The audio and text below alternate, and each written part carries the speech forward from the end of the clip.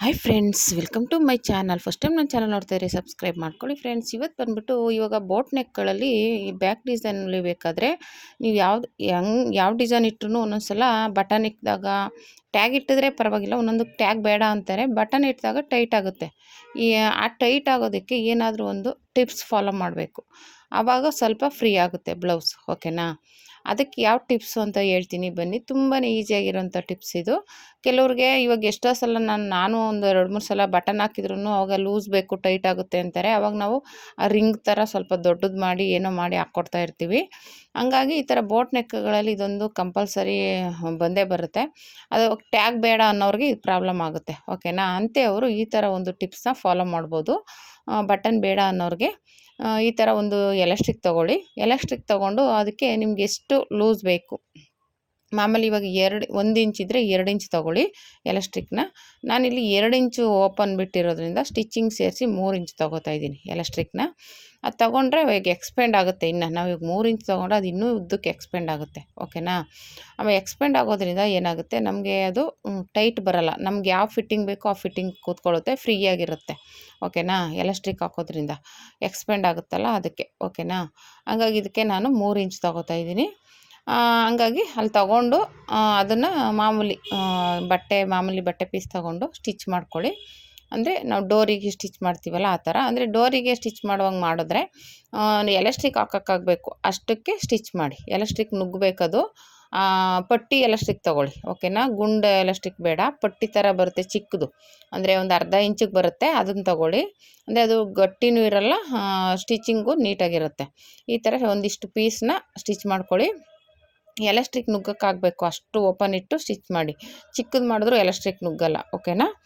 ಆಮೇಲೆ ಇದು ಸ್ಟಿಚ್ ಮಾಡಿಬಿಟ್ಟು ಅದನ್ನು ಉಲ್ಟಾ ತಿರುಗಿಸ್ಕೊಳ್ಳಿ. ಡೋರಿ ಥರ ಇನ್ನೌಟ್ ಮಾಡಿಕೊಂಡು ಆಮೇಲೆ ಅದಕ್ಕೆ ಎಲಾಸ್ಟಿಕ್ ಏನಿರುತ್ತಲ್ಲ, ನಾವು ಎಲಾಸ್ಟಿಕ್ನ ತೊಗೊಂಡಿದ್ದೀವಲ್ಲ ಅದನ್ನು ಒಳಗಡೆ ಹಾಕಿ ಸ್ಟಿಚ್ ಮಾಡ್ಕೋಬೇಕು. ಅದು ನಾನು ಹೇಳಿದ್ನಲ್ಲ, ಎಲಾಸ್ಟಿಕ್ ಎಷ್ಟು ಬೇಕೋ ಅಷ್ಟಕ್ಕೆ ಸ್ಟಿಚ್ ಮಾಡಿ ಉಲ್ಟಾ ತಿರುಗಿಸ್ಕೊಳ್ಳಿ. ನಾನು ಇಲ್ಲಿ ತಿರುಗಿಸ್ತಾ ಇದ್ದೀನಲ್ಲ, ಈಸಿ. ಏನು 3 ಇಂಚು 4 ಇಂಚ್ ಇರುತ್ತೆ, ಆರಾಮಾಗಿ ತಿರುಗಿಸ್ಕೋಬೋದು, ಏನು ತೊಂದರೆ ಏನಿಲ್ಲ.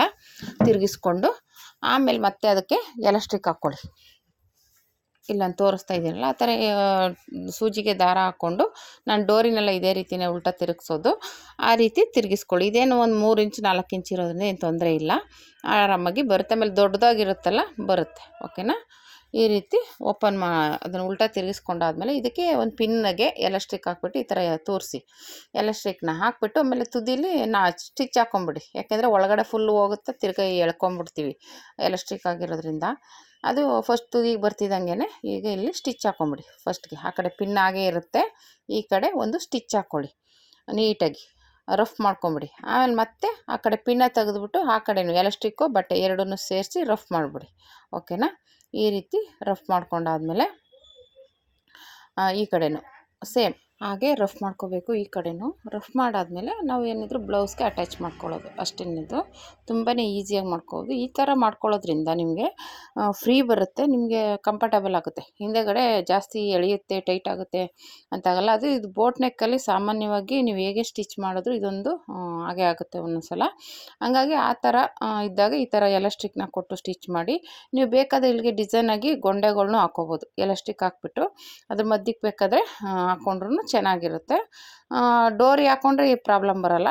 ಡೋರಿಗಿಂತ ಒಬ್ಬರು ಡೋರಿ ಹಾಕ್ಕೊಳ್ಳೋಕೆ ಇಷ್ಟಪಡಲ್ಲ, ಬಟನ್ ಹಾಕಿ ಅಂತಾರೆ. ಅವಾಗ ಬಟನ್ ಹಾಕಿದಾಗ ಸ್ವಲ್ಪ ಟೈಟು ಇರ್ಸು ಮುರ್ಸು ಹಾಗೆ ಆಗುತ್ತೆ.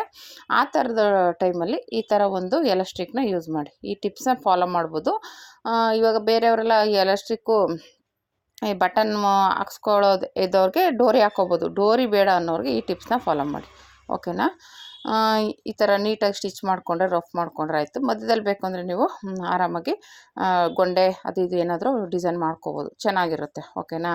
ಈ ಥರ ಮಾಡಿ ನೋಡಿ ಒಂದ್ಸಲ, ಆವಾಗ ನಿಮಗೆ ಕಂಫರ್ಟಬಲ್ಲು ಹೇಗಿದೆ ಅನ್ನೋದು ಒಂದು ಐಡಿಯಾ ಬರುತ್ತೆ. ಓಕೆನಾ?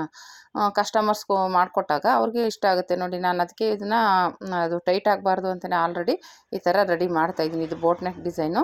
ಇವಾಗ ಹಾಕೊಂಡಾಗ ಟೈಟ್ ಅದು ಆ ಥರ ಈ ಥರ ಅಂತ ಕಂಫರ್ಟಬಲ್ ಆಗಲ್ಲ ಅನ್ನೋದು ಅನ್ನಬಾರ್ದು ಅಂತಲೇ ನಾನು ನೋಡಿ ಈ ಥರ ಎಕ್ಸ್ಪೆಂಡ್ ಆಗುತ್ತೆ. ಅವಾಗ ಏನಾಗುತ್ತೆ ನಮಗೆ ಟೈಟ್ ಬೇಕಂದ್ರೆ ಟೈಟ್ ಆಗಿರುತ್ತೆ, ಲೂಸ್ ಬೇಕಂದ್ರೆ ಎಳ್ಕೊಂಡಾಗ ಲೂಸ್ ಆಗುತ್ತೆ. ಓಕೆನಾ, ಎಲಾಸ್ಟಿಕ್ ಆಗಿರೋದ್ರಿಂದ. ಹಂಗಾಗಿ ಈ ಟಿಪ್ಸ್ನ ಬೋಟ್ ನೆಕ್ಕಲ್ಲಿ ಬ್ಯಾಕ್ ಡಿಸೈನ್ಗೆ ಈ ಟಿಪ್ಸ್ನ ಫಾಲೋ ಮಾಡಿ. ಯೂಸ್ಫುಲ್ ಆಗಿದೆ, ಯೂಸ್ ಮಾಡ್ಕೊಳ್ಳಿ ಅಂತ ಹೇಳ್ತೀನಿ. ಈ ವಿಡಿಯೋ ಇಷ್ಟ ಆದರೆ ಲೈಕ್ ಮಾಡಿ, ಶೇರ್ ಮಾಡಿ, ಕಮೆಂಟ್ ಮಾಡಿ. Thank you for watching friends.